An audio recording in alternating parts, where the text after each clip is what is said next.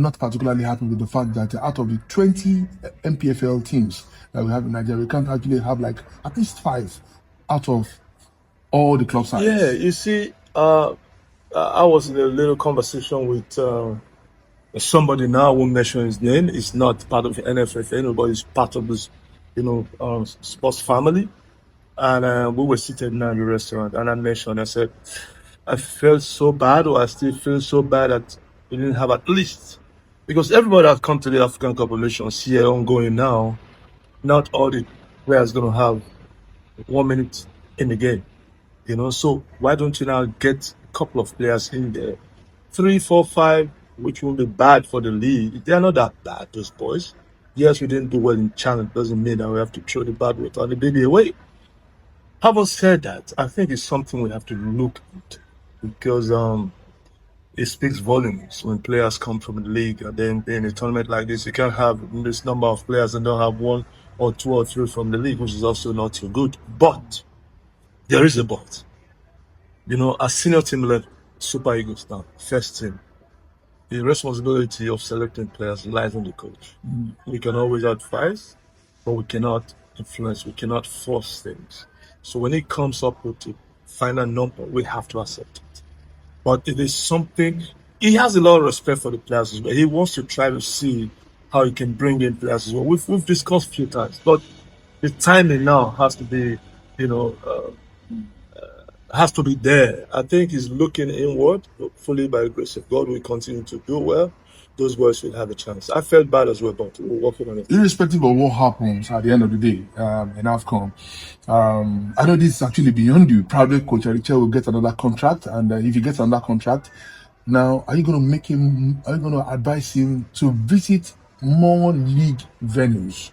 Go up to the north, the south, and all of that. To probably, it's not possible, totally out of place. If we could actually get like 1 or 2 players to break into the national team. We will get. You see, it's not about advice. It's about him wanting to do it. He's willing to do it. The short spell has been on board now. He has visited a couple of games, but not all the venues. Very minimal venue he visited. We all know that. And he wants to do that. But like I said, the timing also. And one thing I would like us to discuss and make sure comes to pass is that he stays more in Nigeria. If he stays more in Nigeria, then he has a chance to visit a lot of play games. But if he doesn't stay more in Nigeria, that will become difficult. And we have accepted him. He accepted Nigeria. He knows the working conditions, the environment. He has understood it now. And then I think long term will be good. Because if we can look at what he's done in this short time, there will always be critics. That's normal, because Nigeria, as a country, it's a country who's passionate about whatever they want to do, and don't take that away from them. Of course, I applaud the fans a lot because they want in development of football. Because just like you mentioned, you're coming in on a rescue mission. Yeah. I followed you passionately. You were in charge in 2006. That's the longest I stayed on board. Was exactly. about 7 months. Yeah, 7 months. Is that enough? It can't ever be enough. No, not at all.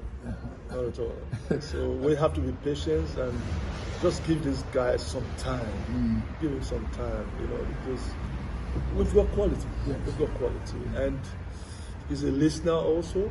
And if all of us work together, I'm not just saying, I'm talking about the entire country, our stakeholders together, journalists, chairmen, whatever, name it. There's a sports commission, NFF, and people in diaspora as well. I think we work towards a common goal is achievable. Do we have a strong second team now in the Super Eagles? We know we can actually name players that could start games and all of that. But we saw against Uganda, 7 debutants in that team, or players who don't actually usually start. How does that make you feel that we can actually say in each position we have 2 quality players?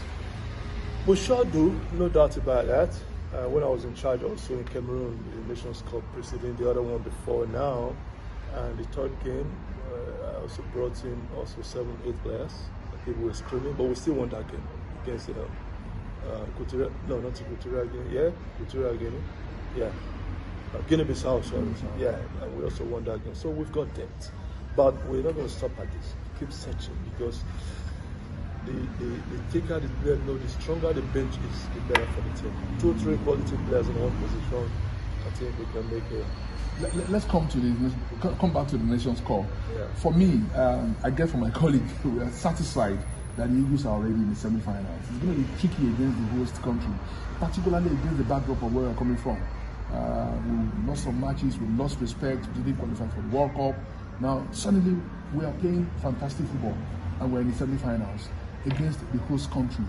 How prepared is the team? Very prepared, I would say. I spoke with the coach a couple of days ago. I offered my own advice as well, to stay focused. And the boys are hungry about it. We won the Nations Cup in 1980, and then 94, and then 2013. It's been a while. It's been a while. So, not going to the World Cup now, getting these on the board and taking this trophy back home will be a massive one for Nigeria to compensate for not going to the World Cup. But it's not as easy as everybody's going to think. It's going to be a massive game on Wednesday, and a host country, Morocco. We've got some quality players as well. And then our boys, they're up to it. They play international football, playing top clubs everywhere. Fright? No, 0. There won't be any stage fright, there won't be any inferiority complex. They're just going to go there and enjoy themselves and do the best. And I'm very sure that we can overcome that. There's also the fear of our team wearing itself off, in the semi-final game. Because playing in Morocco is like playing final before final. Are you also guiding against them going beyond Morocco and then playing? So it is Nigeria versus Morocco in the semi-final. Right. What do you think? Of course, we're gonna win because it's our land. But the Nigerians still our brothers. They are beating Nigeria like they won a wonderful game. We are waiting for the semi-final. We are going to do a big game with our Nigerian brothers, and I think Morocco is gonna win. It's gonna win, but Nigeria against Nigeria is gonna be very hard. So what if Nigeria wins? The problem. We are happy that we are making a great organization right here. We are making the COF Cup in another level. Like we're making a big start, big welcoming with the people. Like and the I like to say, copy. like we say, the most important is like we are giving the people together and making them happy, and we sending a message to the people that Africa can organize World Cup, inshallah, 2030.